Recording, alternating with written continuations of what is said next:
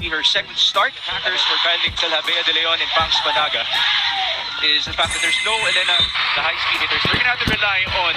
Good day! Bakbakan ulaglagan ng dalawang powerhouse team na PLDT versus Creamline sa semifinals at magaganap yan ngayong araw at ating pag-uusapan isa-isa kung ano ang mga pwedeng mangyayari at anong team kaya ang posibleng makapasok ng finals. Alyssa Valdez, pagkakatiwalaan para maipanalo ang laro, veterans player. Tots, Bea de Leon, maglalaro na nga ba?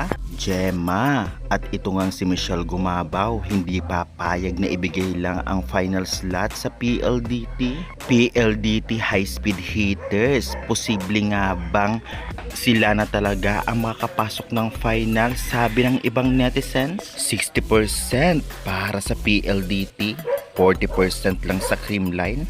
Lahat na ating pag-uusapan kahit schedule nila ngayong araw ay talaga namang ating tapusin ang video ito para sa mga latest information. Kaya before that guys, please naman, don't forget to like, comment, and subscribe and pa-hit the notification bell para lagi po kayong updated sa kumabawang video about sa volleyball dito sa Pilipinas. Maraming salamat sa suporta nyo. Well, magaganap nga ang laban nila maya-maya lamang 6:30 PM ngayong August 12, 2025 sa semifinals round. At ang venue nito ay sa Smart Araneta Coliseum. Tiyak na marami ang manunood dahil nga sa dalawang powerhouse team na ito na alam naman nating lahat magiging maganda ang laban. Well, maging prangka tayo at talagang sabihin ang totoo.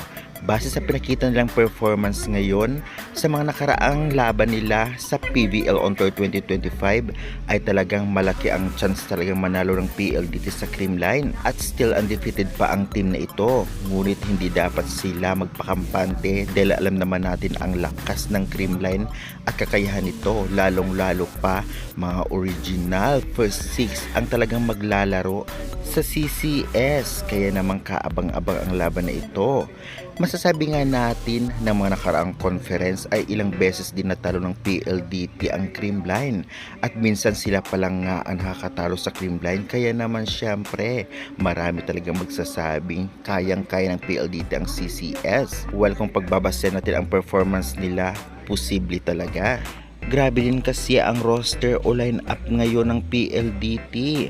Nadagdagan pa ng mga malakas ng players from drafting. At syempre sa pagbabalik ni Davison ay talaga namang grabe ang inilakas nila, samantalang sa Creamline nga dahil sa pagkawala nga ni Bernadette Pons at ni Tots Carlos at kahit si Bea de Leon ay mukhang humina ang laro nila kung i-compare natin ng nakaraang conference. Dahil sa ngayon nga ay may dalawang talo din sila bago nga ang quarterfinals o syempre sa prelims. At atin naman ibigay ang kalakasan ng team. Kung ating pagbabasihan sa Black Kings, for me, mas lamang ang PLDT. Grabe din talaga ang iginaling ni Mika Reyes at Majoy Baron dahil pasok din sila sa top blockers ngayon sa top 10. Medyo advantage din ang PLDT pagdating nga sa depensa, lalong-lalo pa posible maging best libero itong si Kat Arado. Sa service naman, for me, mas lamang ang Creamline. Dahil kung ating mapapansin, kitang-kitang mabibigat ang service ng Creamline players at karamihan nakakuha sila ng aces. Pagdating naman sa opensa, masasabi natin na parang it's a tie dahil lahat naman ang gagawa kahit sa Creamline man o PLDT. Overall, wag magpatumpik-tumpik base sa performance lang naman nila ng mga nakaraang laro. Mas lamang talaga ang PLDT. Well, masasabi nga natin na talaga namang bilog pa rin ang bola. Lalong-lalo pa hindi basta-basta ibibigay ito ng Creamline at sanay sila sa ganitong laban, mga crucial game. At syempre, tiyak na pinaghandaan nila ito, lalong-lalo pa malakas ang makakalaban nila na PLDT. Anong sa inyo guys? Anong team kayo mananalo? PLDT o Creamline? Comment nyo na yan at huwag kalimutan mag-like and subscribe for more updates.